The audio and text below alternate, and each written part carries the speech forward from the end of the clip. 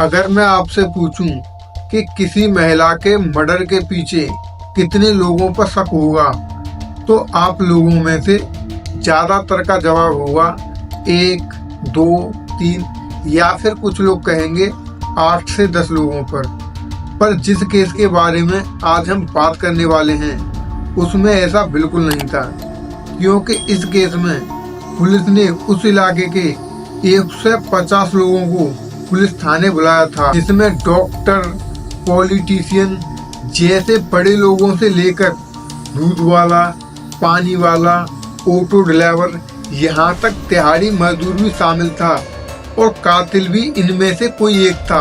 तो यही जानेंगे आज की इस वीडियो में कि आखिर उस महिला के मर्डर के पीछे कौन था।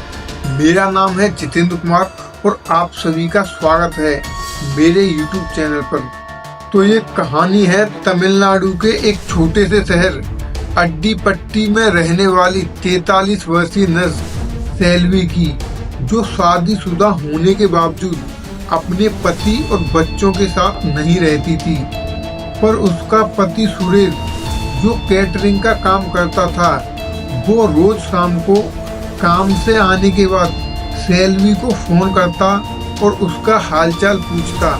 इसी तरह उसने 24 नवंबर 2021 को सेल्वी को फोन किया, पर सेल्वी ने कोई उत्तर नहीं दिया।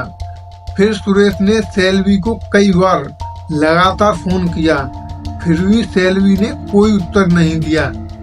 तो उसने सेल्वी के पड़ोसियों को सेल्वी के घर जाकर देखने को कहा और पड़ोसियों ने ऐसा किया भी। वो सेल्वी के घर गए तो देखा कि दरवाजा बंद है, तो उन्होंने सेल्वी का नाम लेकर दरवाजा जोर से खटखटाया, पर दरवाजा किसी ने नहीं खोला। तो उन्होंने खिड़की से झांककर देखने का सोचा और जब वो खिड़की से झांकने गए तो उनके पैरों तले जमीन खिसक गई, क्योंकि उन्होंने देखा कि हॉल में सेल्वी की साड़ी खून से लथपथ पड़ी है और आजू बाजू भी खून फैला पड़ा है। ये देखते ही उन्होंने तुरंत पुलिस को फोन कर दिया और मौके पर वहां पुलिस पहुंच गई। और जब पुलिस दरवाजा तोड़कर अंदर गई तो देखा कि पूरे हॉल में खून फैला पड़ा है और वहीं खून से लथपथ सेल्वी की साड़ी पड़ी है और वहीं हॉल से एक कमरे की ओर किसी को घसीटकर ले जाने के निशान थे, जिससे यही लग रहा था कि किसी को घसीटकर इस कमरे में ले जाया गया है। और जब पुलिस वहां पहुंची तो देखा कि बिना कपड़ों के सेल्वी की लाश उस कमरे में पड़ी हुई थी। इसे देखकर सेल्वी के घर वाले भी हैरान थे और फिर पुलिस ने अपना काम करना शुरू किया। सबसे पहले सेल्वी के पति और पड़ोसियों से पूछा और उनसे कोई जानकारी प्राप्त नहीं हुई कि आखिर किसने मर्डर किया और क्यों किया। पर सेल्वी के शरीर पर कट देखकर यही लग रहा था कि कातिल या तो डॉक्टर या फिर प्रोफेशनल किलर है। पर किलर जो कोई भी हो, कोई ना कोई सबूत छोड़ ही देता है और इस केस में किलर ने एक सबूत छोड़ा था।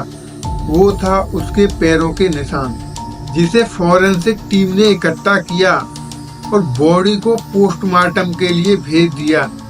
जिसके बाद पुलिस ने सेल्वी के घर की तलाशी लेना शुरू किया, जिसमें पता चला कि सेल्वी के घर से कुछ सोने के जेवर भी गायब थे। तो पुलिस को लगा कि शायद ये मामला चोरी का भी हो सकता है। तभी इस केस में एक नया ट्विस्ट आ जाता है, क्योंकि सेल्वी के फोन से मिले 300 आदमियों के नंबर और कमरे से मिले 500 से ज्यादा कंडोमों के पैकेट शायद कुछ और ही बयां कर रहे थे, जिसके बारे में किसी को कुछ आशंका नहीं थी, क्योंकि सेल्वी एक नर्स के अलावा सेक्स वर्कर के रूप में काम कर रही थी।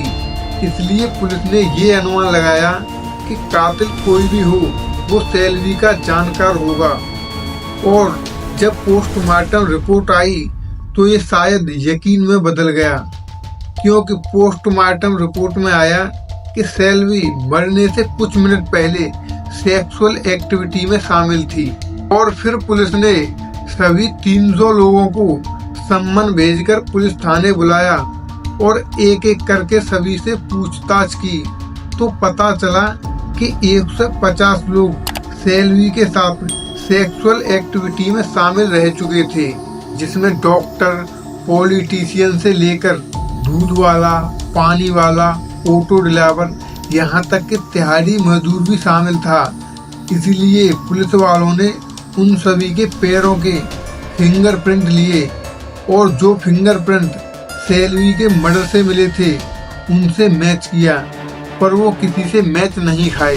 तभी इस केस में एक नया ट्विस्ट आता है, क्योंकि 10 दिसंबर को यानी मर्डर के 15 दिन बाद एक महिला पुलिस थाने आती है और कहती है कि आपने मेरे पति को पुलिस स्टेशन बुलाया था, उसके बाद वो घर नहीं पहुंचा।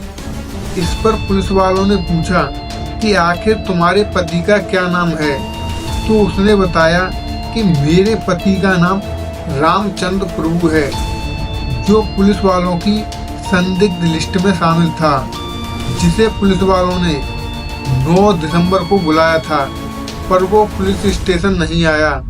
इसीलिए पुलिस वालों का सारा ध्यान रामचंद्र प्रभु पर चला गया।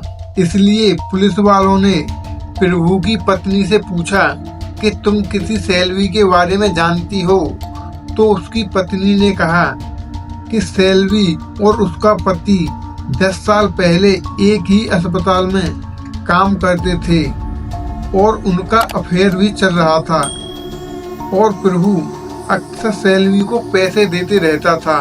और इतना सुनने के बाद पुलिस वालों को इस केस की तस्वीर हल्की हल्की साफ दिखने लगी थी।